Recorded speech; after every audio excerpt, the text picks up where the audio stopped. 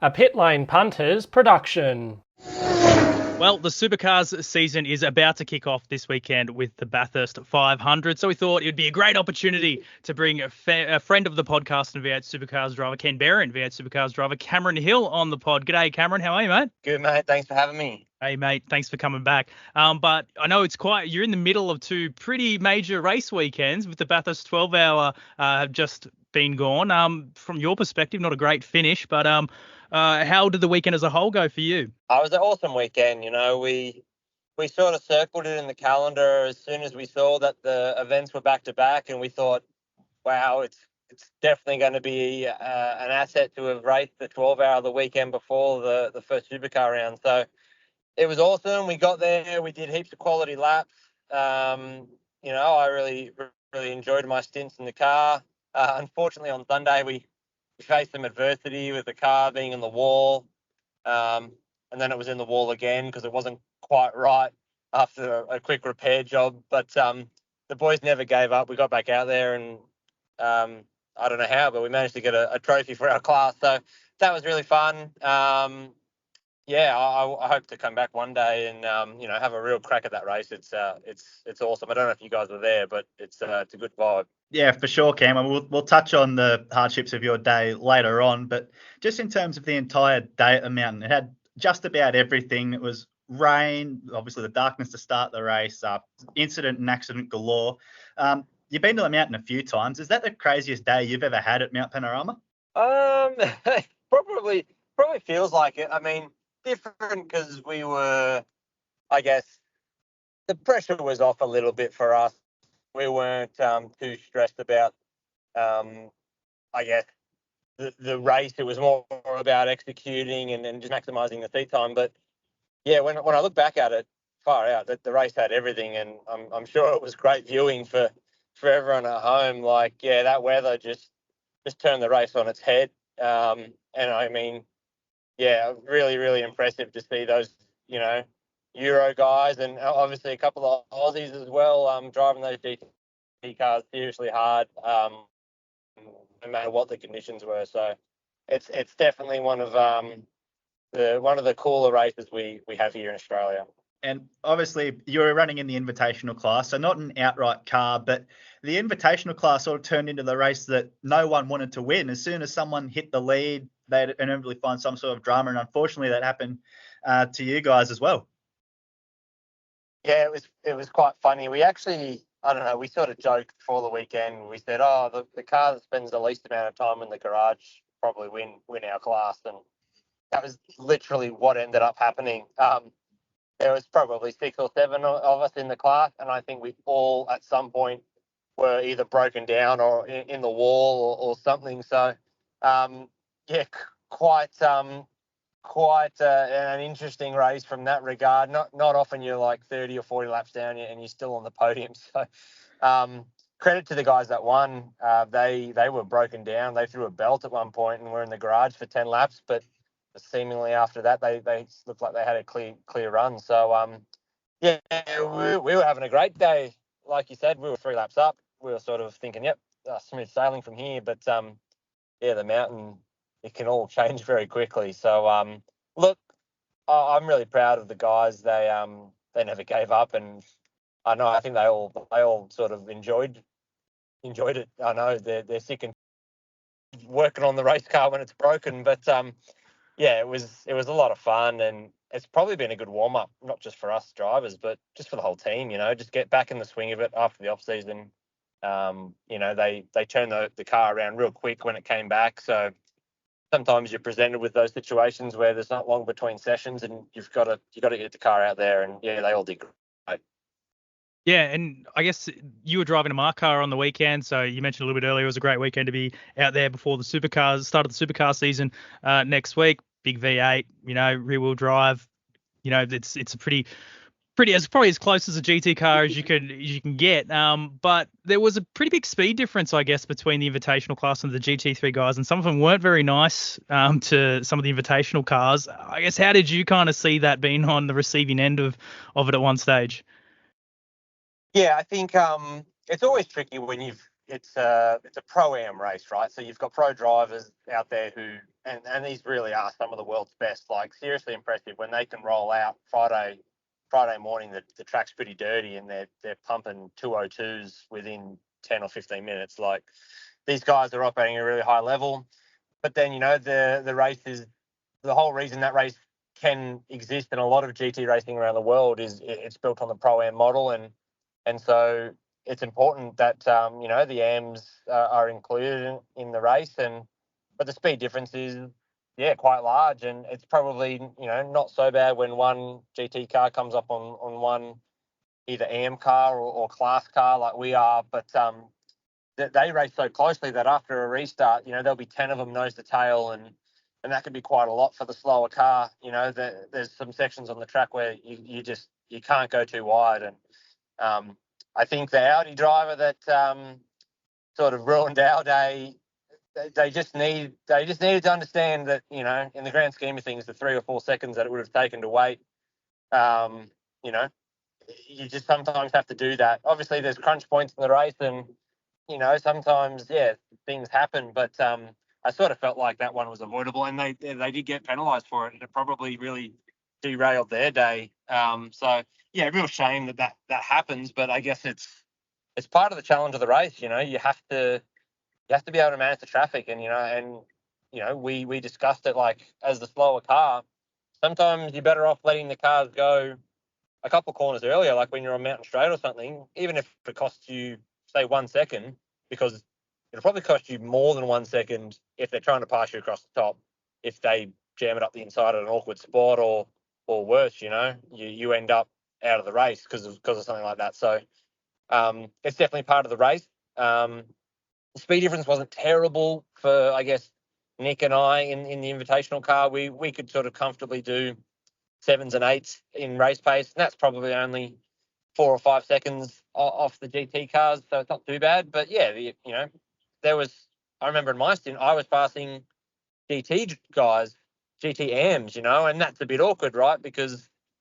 that the car might be stronger in sections, but I've got a bit more pace on board. So it's an interesting race, and it's not something you deal with in supercars. It's very, I guess, specific to GT endurance racing. And the lap traffic became a massive factor throughout the day. And I think it was highlighted by that huge jump that Charles Wirtz had in the WRT BMW that started the race on pole. You got the car back out, obviously, and they put you back in the car as it was coming out of pit lane. And unfortunately, things didn't really get much better. It lasted all of, a few hundred metres?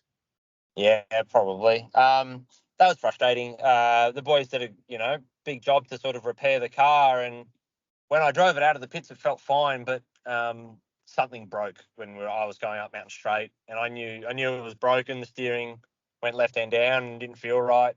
So I sort of rolled out of it, broke probably 50 metres early. But, that's a corner which, even in the wet, the apex speed is probably, 110 kilometres per hour. Like it's maybe 100 in the wet even. So it's a fast corner. So even braking early and not at full speed, I didn't have enough time to pull the car up, because it was only once I was in the braking zone that I then fully understood, I have no steering at all. And so that was a shame. I was, they had to pull me out and put us on the tilt tray. A bit disheartening. But the boys, we got it back. We got it back out there again, and after that, the car was pretty good. So that's the cool thing, I guess, about those endurance races is, I mean, look, the 1000 is the same. You still, you always need the team to be on the ball as well as the drivers. But, thanks to their efforts, we still got a trophy, which is, Yeah, exactly right. A huge effort from the MSR crew. How were they at the end of the 12 hours? I can imagine they would have been fairly well spent after a very busy day, Cam. Well, when I saw them, everyone was pretty pumped. The energy was pretty high. I think we were still riding the wave of all the adrenaline of the day. So much so that I was like, oh yep, no, I'm feeling real good. I'm just gonna head home to Canberra. I want to get an extra night home, but I reckon halfway through the drive, the adrenaline wore off and I was pretty tired. So I imagine, I think I asked the guys, and I said, "Oh, did you guys go out?" And they're like, "No, we had dinner and we went to bed." So, but look, I think for us, it was all about getting dialed in for next week, and the boys, I guess, are 100% on board with that. So everyone's gone home. They get a few days of rest, and then we're going to turn up again in a couple of days, or depending on when you guys release the podcast. It might be happening. I don't know, but yeah, we'll turn up and we'll give it a crack. Yeah, we'll be releasing before the race this weekend. So you nailed the timing, Cam. Nailed it. Excellent. But obviously, that's looking back at the 12-hour. It's now time to look at the, I guess, the Supercar season. Exciting new livery on the car, new teammate. A bit of a throwback, your new tyre power car to, I personally feel anyway. It reminds me of the Shane Van Gisbergen Stone Brothers racing cars back in the day. Is that what MSR were going for? You reckon? I think there might have been some of those thoughts going through their mind when they were doing the designs for this car. It's I think it's a good looker.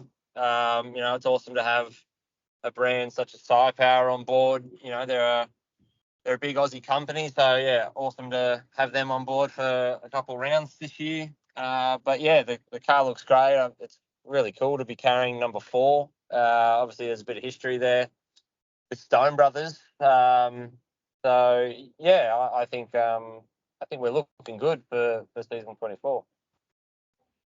Yeah, super exciting for you to be carrying the number 4, such an iconic number with the Stone family. Were you a bit of an Ambrose fan growing up as a young budding racer, Cam?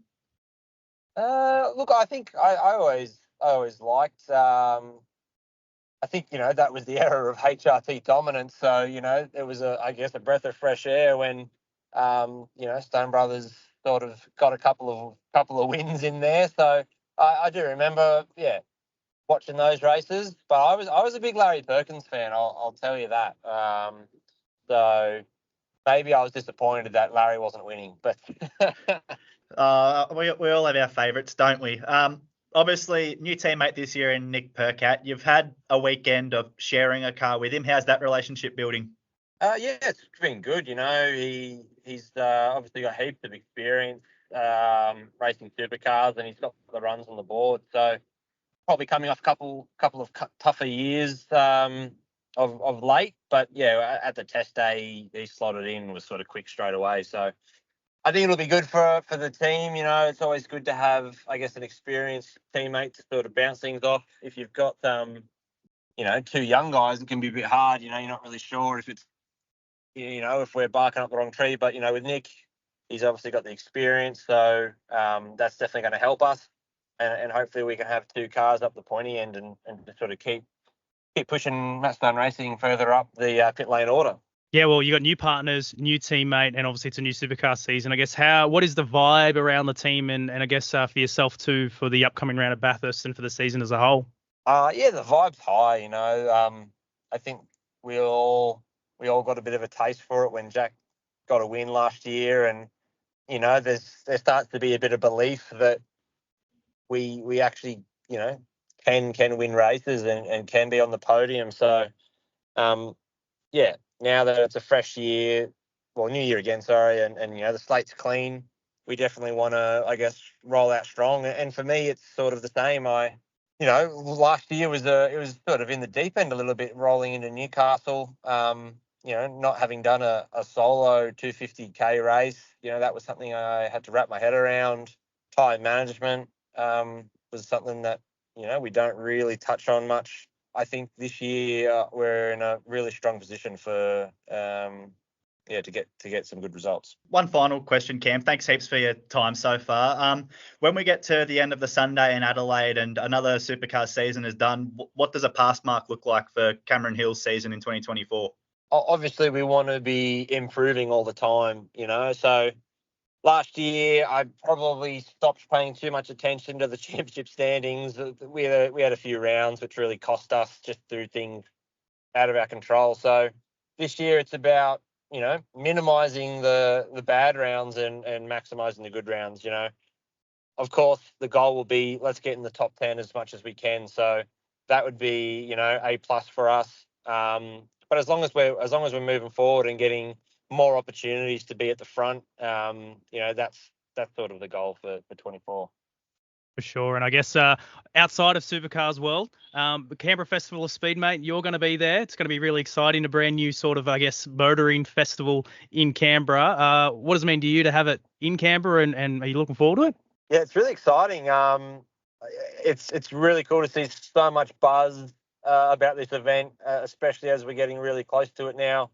I know Martin, one of the guys who's been putting it together, and he was hassling me all last year about it, but I always thought, no, I do want to try make this happen. I just need to wait for the right time to tell the team. And obviously, when you're in the middle of an enduro season, it's probably the last thing on their mind is, okay, well, we need to have a truck go to Canberra, blah, blah, blah. So I sort of waited, and then I found a great time to sort of, hey, guys, what do you think about getting the supercar to Canberra and doing some demo runs and everything? And Matt's pretty easy going, and I think, we got him at a good time, and he's like, yeah, cool, let's do it. And it'll be really cool to obviously have the Gen 3 car, do some demonstrations, and, just for some people who might not always have the opportunity to go to race events, see one of these cars up close and watch it drive. So, yeah, I'm really keen to get there. Obviously, there's going to be heaps of like-minded, car enthusiasts, and there's going to be some really cool cars,